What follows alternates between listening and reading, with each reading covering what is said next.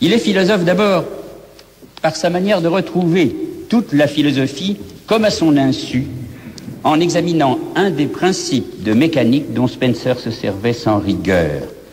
C'est alors qu'il s'aperçoit que nous n'approchons pas le temps en le serrant comme entre des pinces, entre les repères de la mesure, qu'il faut au contraire, pour en avoir idée, le laisser se faire librement, accompagner la naissance continuelle qui le fait toujours neuf, et en cela justement toujours le même. Son regard de philosophe a trouvé là autre chose et plus qu'il ne cherchait, car si le temps est cela, il n'est rien que je vois du dehors. Du dehors, je n'en aurai que la trace, je n'assisterai pas à la poussée génératrice. Le temps est donc moi, je suis la durée que je saisis, c'est en moi la durée qui se saisit elle-même, et dès maintenant, nous sommes à l'absolu. C'est parce que le contact est partiel qu'il est absolu. C'est parce que je suis pris dans ma durée que je la sais comme personne. C'est parce qu'elle me déborde que j'en ai une expérience que l'on ne saurait concevoir plus étroite ni plus proche. Le savoir absolu n'est pas survol, il est inhérence. C'est une grande nouveauté en 1889 et qui a de l'avenir de donner pour principe à la philosophie non un « je pense » et ses pensées immanentes, mais un être soi dont la cohésion est aussi arrachement. Et puisque c'est ici, avec une non-coïncidence que je coïncide, l'expérience est susceptible de s'étendre au-delà de l'être particulier que je suis. L'intuition de ma durée est l'apprentissage d'une manière générale de voir, le principe d'une sorte de réduction bergsonienne qui reconsidère toute chose sous l'aspect de la durée, et ce qu'on appelle sujet, et ce qu'on appelle objet, et même ce qu'on appelle espace, car on voit déjà se dessiner un espace du dedans, une extension, qui est le monde où Achille marche. Il y a des êtres, des structures comme la mélodie, qui ne sont rien qu'une certaine manière de durer. La durée n'est pas simplement changement, devenir, mobilité. Elle est l'être au sens vif et actif du mot. Le temps n'est pas mis à la place de l'être, il est compris comme être naissant, et c'est maintenant l'être entier qu'il faut aborder du côté du temps. On le vit bien quand parut Matière et Mémoire, ou du moins on aurait dû le voir. Mais le livre surpris parut obscur. Il est encore aujourd'hui le moins lu des grands livres de Bergson. C'est pourtant là que le champ de l'intuition, que la pratique de l'intuition, veux-je dire, et le champ de la durée s'élargissent d'une manière décisive.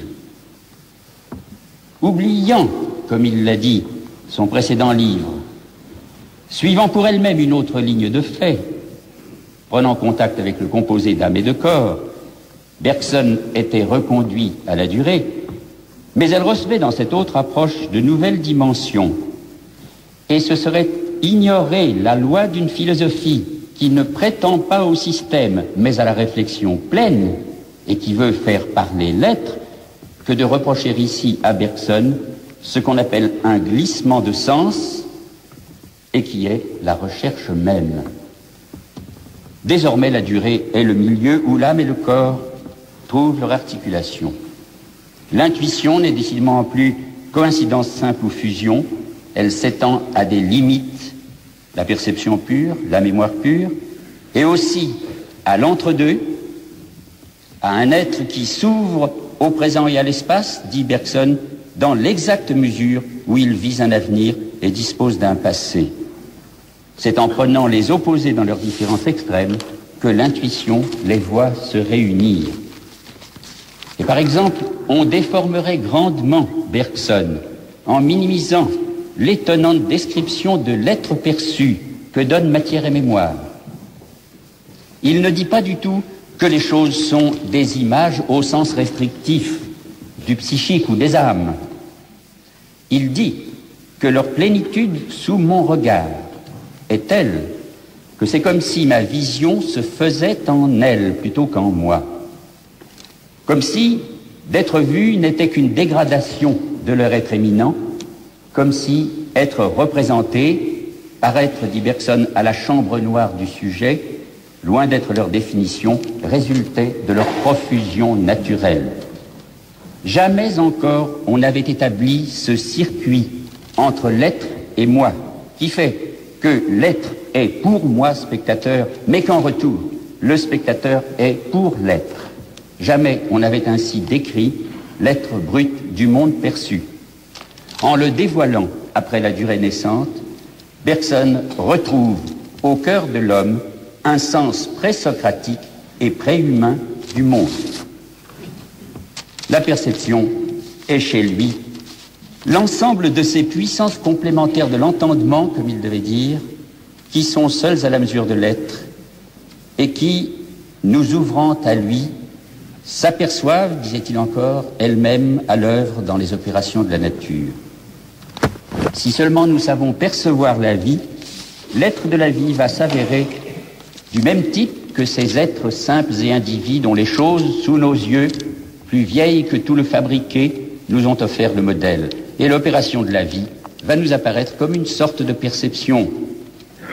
Quand on constate que la vie monte par de longs préparatifs un appareil visuel sur une ligne d'évolution, et quelquefois sur des lignes d'évolution divergentes, on croit voir un geste unique comme celui de ma main pour moi, derrière les détails convergents, et la marche à la vision dans les espèces se suspend à l'acte total de vision tel que l'avait décrit Matière et Mémoire. Bergson s'y réfère expressément. C'est lui, dit-il, qui descend plus ou moins dans les organismes.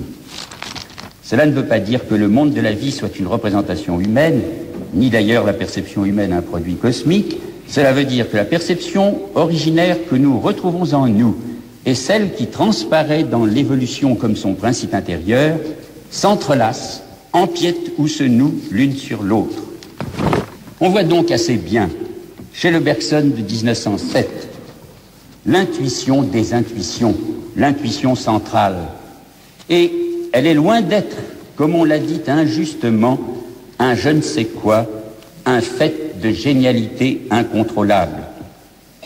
La source à laquelle il puise et où il prend le sens de sa philosophie, pourquoi ne serait-ce pas simplement l'articulation de son paysage intérieur, la manière dont son regard rencontre les choses ou la vie, son rapport vécu avec lui-même, la nature et les vivants, son contact avec l'être en nous et hors de nous. Et pour cette intuition inépuisable, la meilleure image médiatrice n'est-elle pas le monde visible et existant lui-même tel que le décrivait Matière et Mémoire ?